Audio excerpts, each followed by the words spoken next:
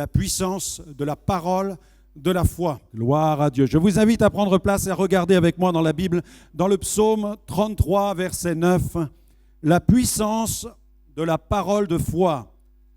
Psaume 33, verset 9, un passage simple, court, un verset, mais qui est chargé d'une formidable onction.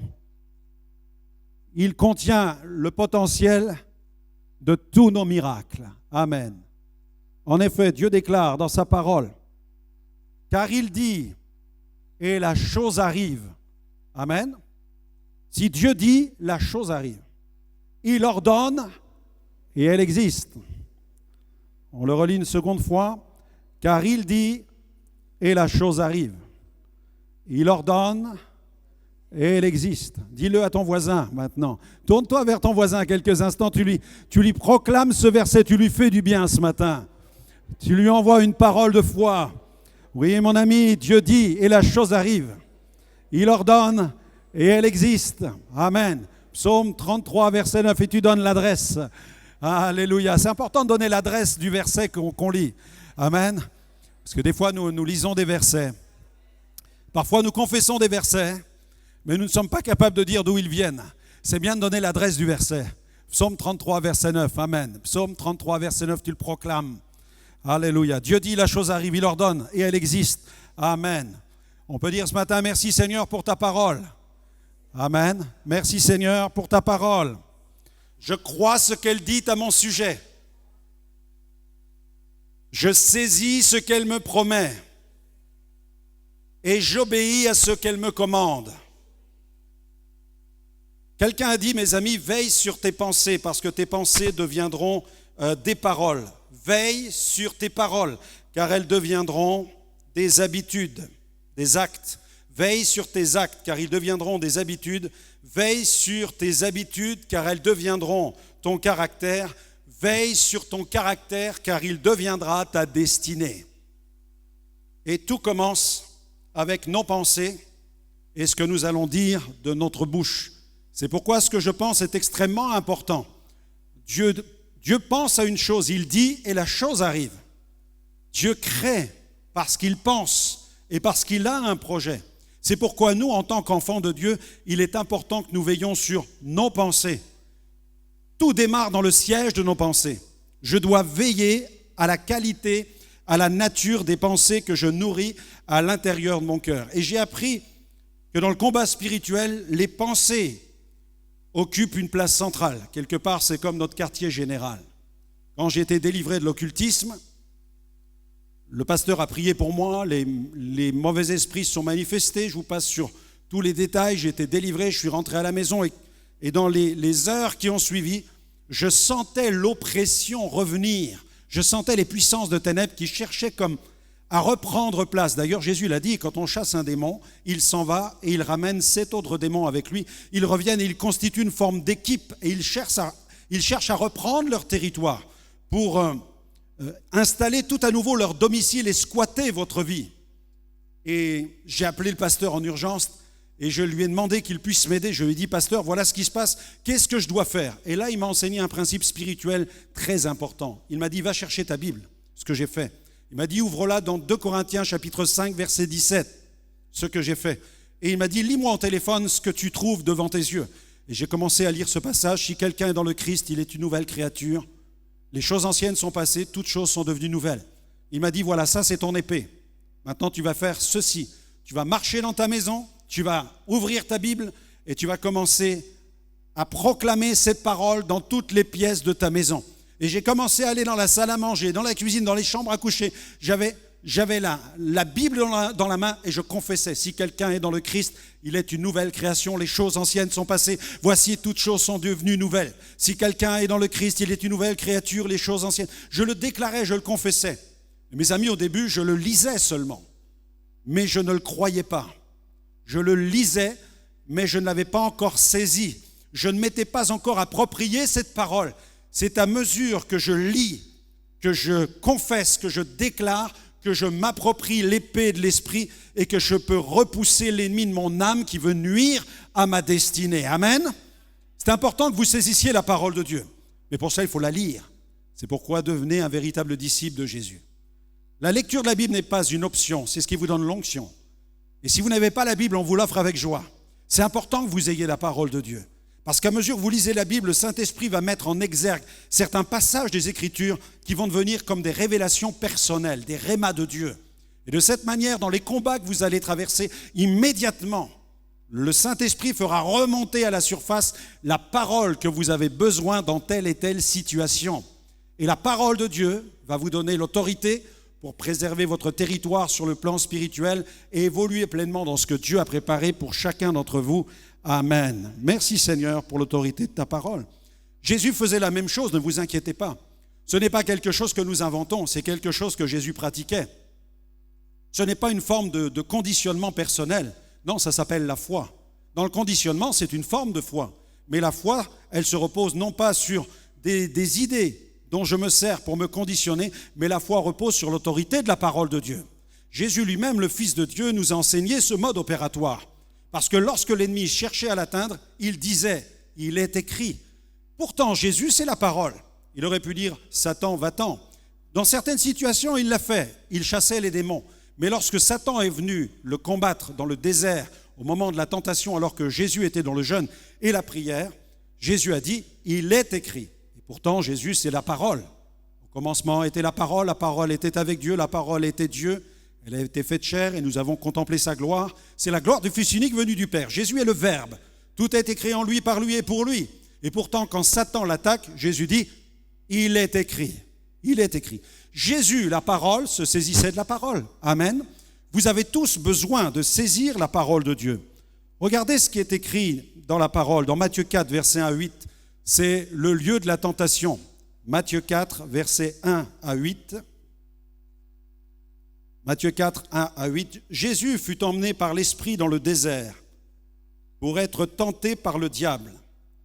Après avoir jeûné 40 jours et 40 nuits, il eut faim.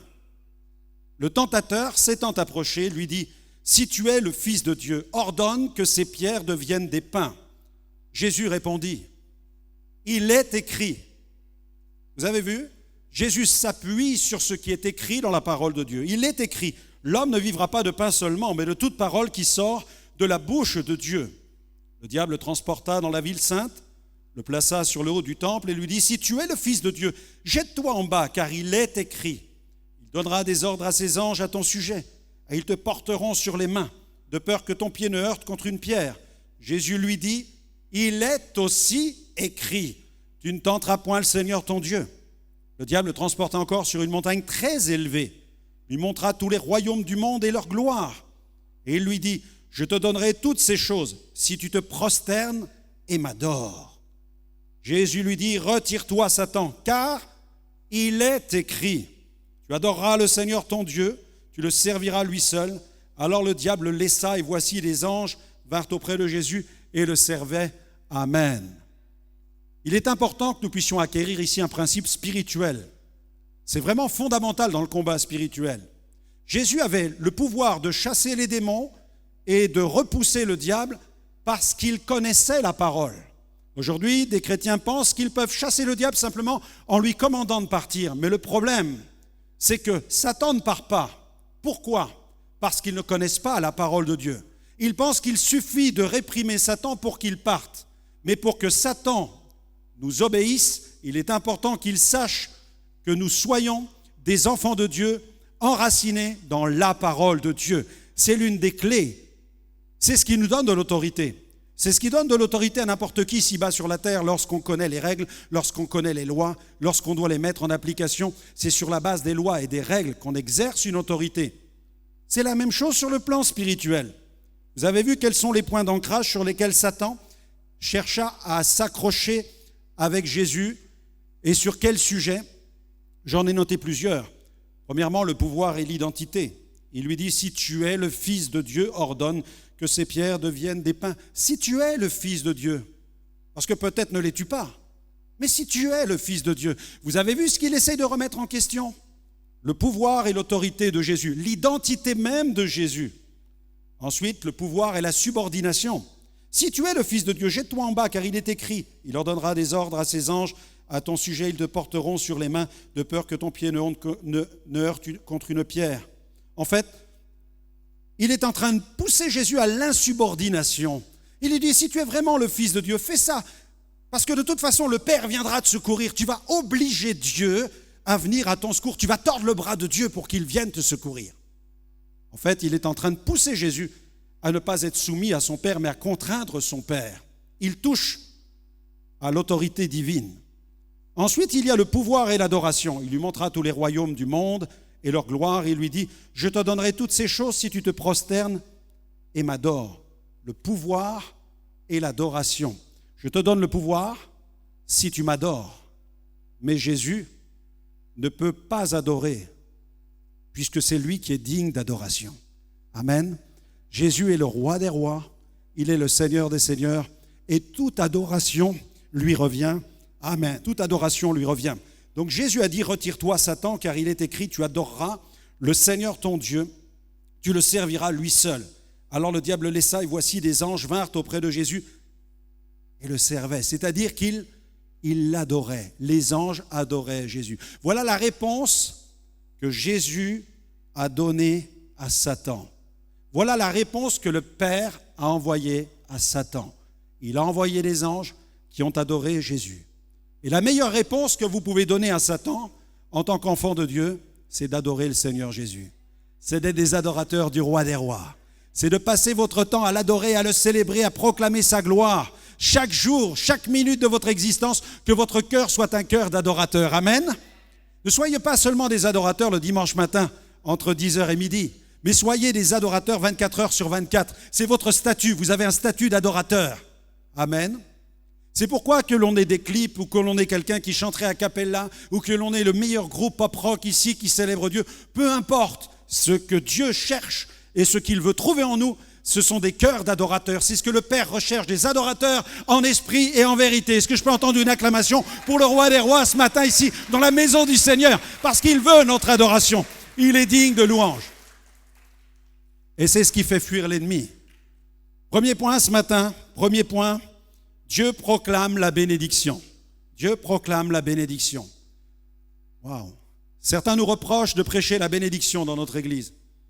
Excusez-nous, nous n'avons pas envie de prêcher la malédiction. Ok, ça va?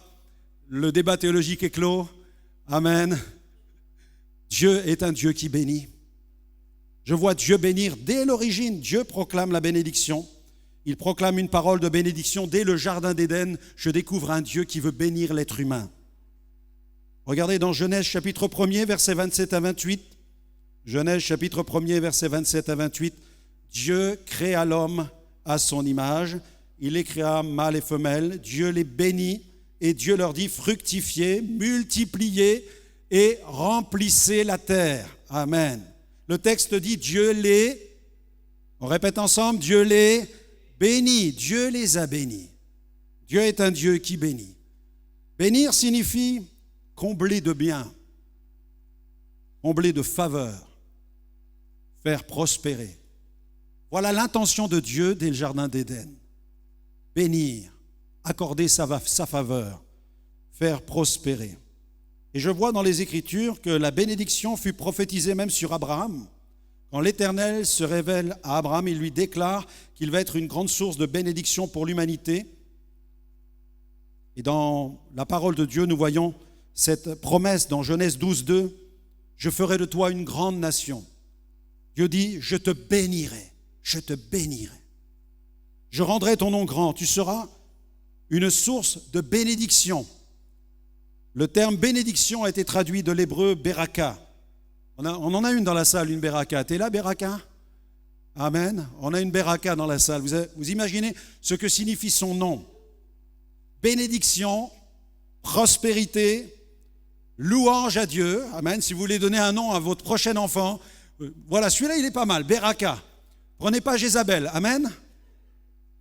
Non, vous restez sur Beraka. Vous restez tranquille. Beraka. Gloire à Dieu. Louange, un don, un présent, un traité de paix. Et la Bible dit qu'Abraham et Sarah étaient vieux, avancés en âge, et Sarah ne pouvait plus espérer avoir des enfants. C'est ce qu'on lit dans Genèse 18, verset 11. Et pourtant, un ange va les visiter va visiter ce vieux couple et il va donner une parole prophétique. Dans Genèse 18, verset 14, « Y a-t-il rien qui soit étonnant de la part de l'Éternel ? Au temps fixé, je reviendrai vers toi à cette même époque et Sarah aura un fils. Amen. Je te bénirai, tu seras une grande nation. » Et malgré leur âge avancé, la parole prophétique a été proclamée qu'ils auraient un fils et Dieu l'accomplit comme il l'a déclaré. Amen. La parole que Dieu proclame, c'est la parole qui s'accomplit. Amen. Je vois aussi Jacob. Dans la parole de Dieu, il y a aussi Jacob qui lutte pour sa bénédiction. Lui, Jacob, il comprend qu'il doit lutter pour être béni. Pourquoi ? Parce que lui, il a un problème au niveau de son caractère. Il vit des luttes intérieures. Il a souvent été béni, mais en trichant, vous voyez. Il n'a pas toujours été droit. Et la parole nous dit ceci, qu'il a été visité par un être mystérieux. Il y a eu un combat qui a duré toute la nuit. Et Jacob ne voulait pas le lâcher. Il a dit, je ne te laisserai que tu ne m'aies béni. Il voulait absolument être transformé. Il savait que son caractère avait besoin d'une transformation. C'est pourquoi nous prêchons la bénédiction. Parce que la bénédiction que nous prêchons, c'est celle qui nous transforme à l'image de Jésus, le modèle parfait, le sauveur que nous voulons suivre, le Seigneur des Seigneurs, le Seigneur de gloire. On veut lui ressembler. Alléluia. Amen. Gloire à Dieu. Je te laisserai. Alors il l'a frappé à la hanche. Et toute sa vie, il a boité. Et il a gardé la mémoire de cette rencontre incroyable, de ce corps à corps. C'était une bataille de MMA avec un ange mystérieux. Et il a été fracassé par l'ange. Je te laisserai que tu ne m'aies béni. Bam! Il a été vaincu. Et là, il a boité. Sa chair a été marquée. En fait, dans le passé, il mentait, il trichait et il pouvait s'enfuir. Mais maintenant, il ne pouvait plus courir. Amen. Et Dieu permet parfois des épreuves dans notre vie pour nous calmer.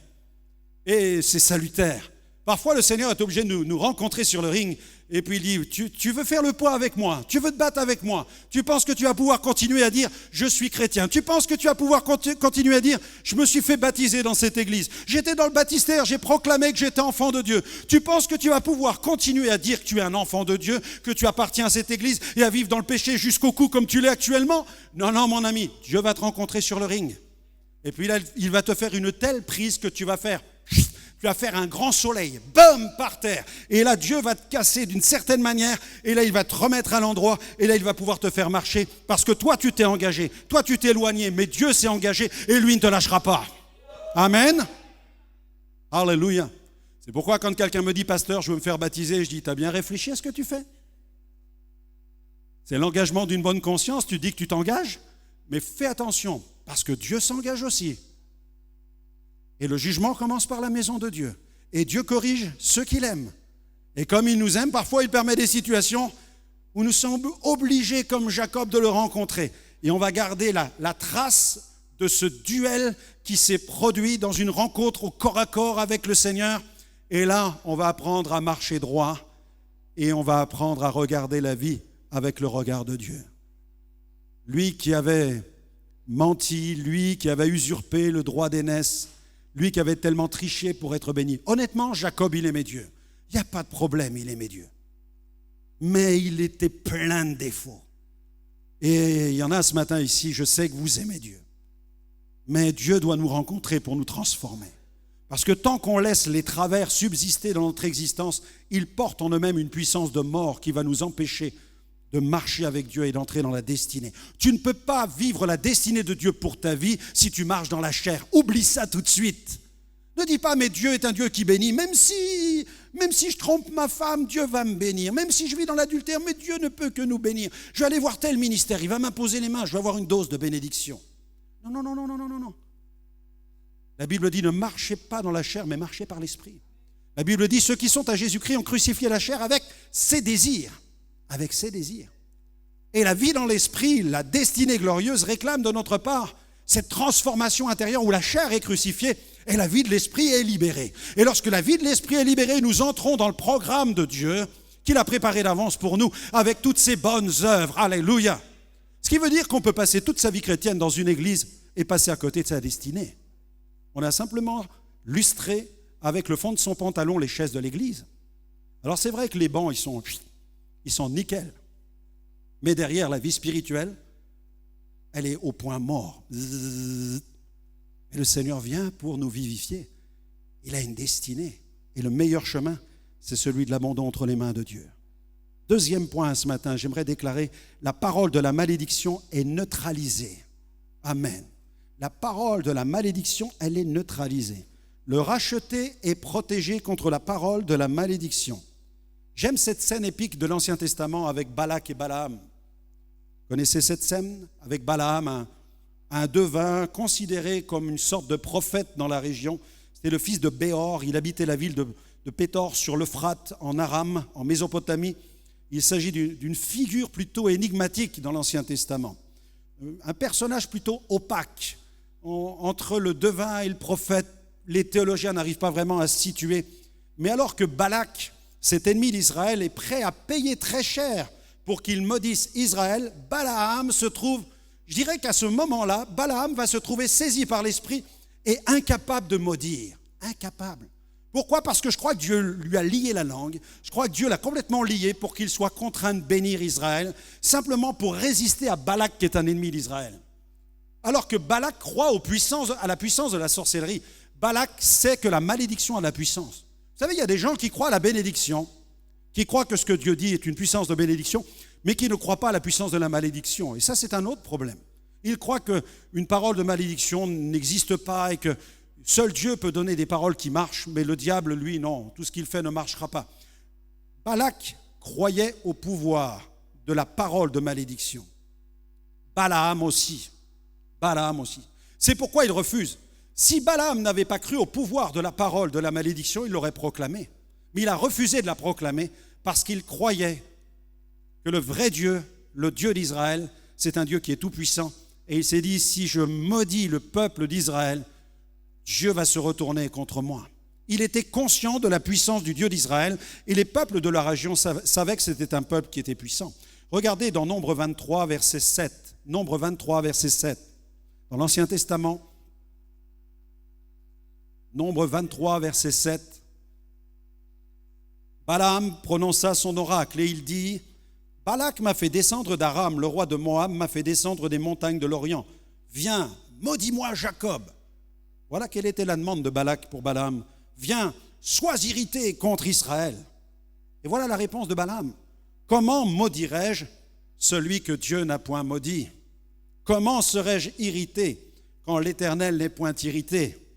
Balak dit à Balaam, que m'as-tu fait ? Je t'ai pris pour maudire mon ennemi et voici que tu le bénis. Il répondit et dit, n'aurais-je pas soin de dire ce que l'Éternel met dans ma bouche ? Balak lui dit, viens donc avec moi dans un autre lieu, d'où tu le verras. Tu n'en verras qu'une partie, tu n'en verras pas la totalité. Et de là, maudis-le-moi. Il le mena au champ de Tsophim, sur le sommet de Pisga. Il bâtit 7 autels et offrit un taureau et un bélier sur chaque autel. Wow. Balaam dit à Balak, tiens-toi ici, prête ton holocauste, et j'irai à la rencontre de Dieu. L'Éternel vint au-devant de Balaam, il mit des paroles dans sa bouche et dit, vous avez vu, c'est l'Éternel qui mit les paroles dans sa bouche. Et il dit, retourne vers Balak et tu parleras ainsi. Il retourna vers lui, et voici Balak se tenait près de son holocauste avec les chefs de Moab. Balak lui dit, qu'est-ce que l'Éternel a dit ? Balaam prononça son oracle et dit, lève-toi Balak, écoute, prête-moi l'oreille, fils de Tsippor. Dieu n'est point un homme pour mentir, ni fils d'un homme pour se repentir. Ce qu'il a dit ne le fera-t-il pas ? Ce qu'il a déclaré ne l'exécutera-t-il pas ? Voici, j'ai reçu l'ordre de bénir. Il a béni, je ne le révoquerai point. Il n'aperçoit point d'iniquité en Jacob, il ne voit point d'injustice en Israël. L'Éternel, son Dieu, est avec lui, il est son roi, l'objet de son allégresse.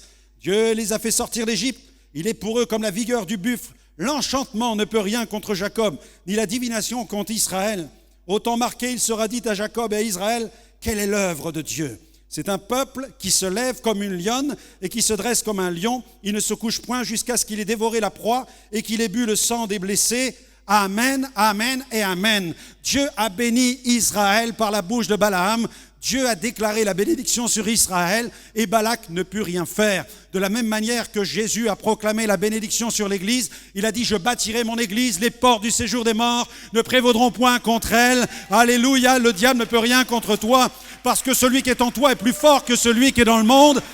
1er Jean chapitre 4 verset 4. Amen. 1 Jean 4, 4. Celui qui est en toi est plus fort que celui qui est dans le monde. Nombre 23, verset 23, l'enchantement et la divination ne peuvent rien contre Jacob. Déclare-le avec moi. L'enchantement et la divination n'ont aucun pouvoir contre Jacob.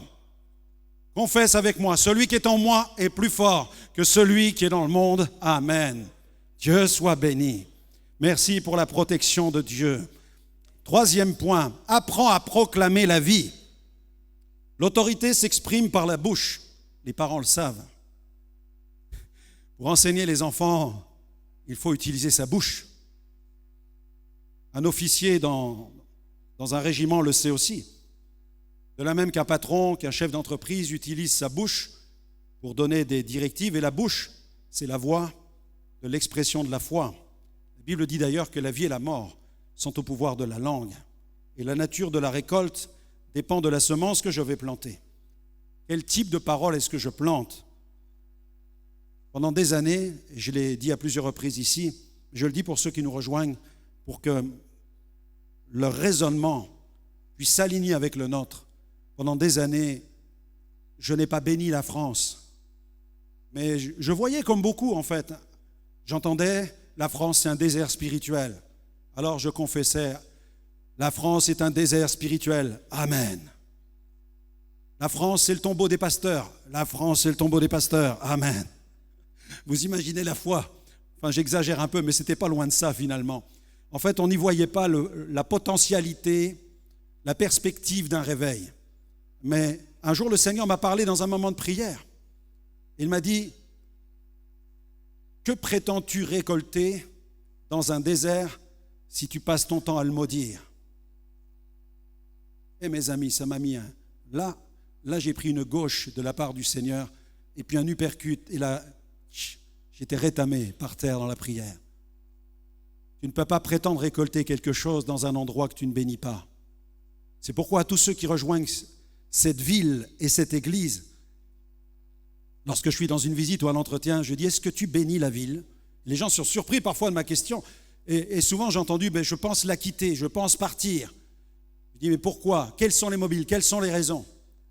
Et c'est pourquoi il est important de bénir la ville dans laquelle nous sommes, de la même manière qu'il faut bénir le pays dans lequel nous sommes. C'est pourquoi je bénis la ville, je bénis le maire, je bénis tous les conseillers, je bénis toutes les communes de l'agglomération, je bénis les villages, je bénis les départements limitrophes, je bénis la France. C'est important de proclamer une parole de bénédiction sur la France, amen. Il y a suffisamment de personnes qui la maudissent. Mais tu dois bénir ton pays parce que si tu plantes des paroles de bénédiction, Dieu va visiter ton pays. Et je prie que Dieu visite la France car il veut que la bonne nouvelle soit prêchée à toutes les nations. Elle servira de témoignage, alors viendra la fin.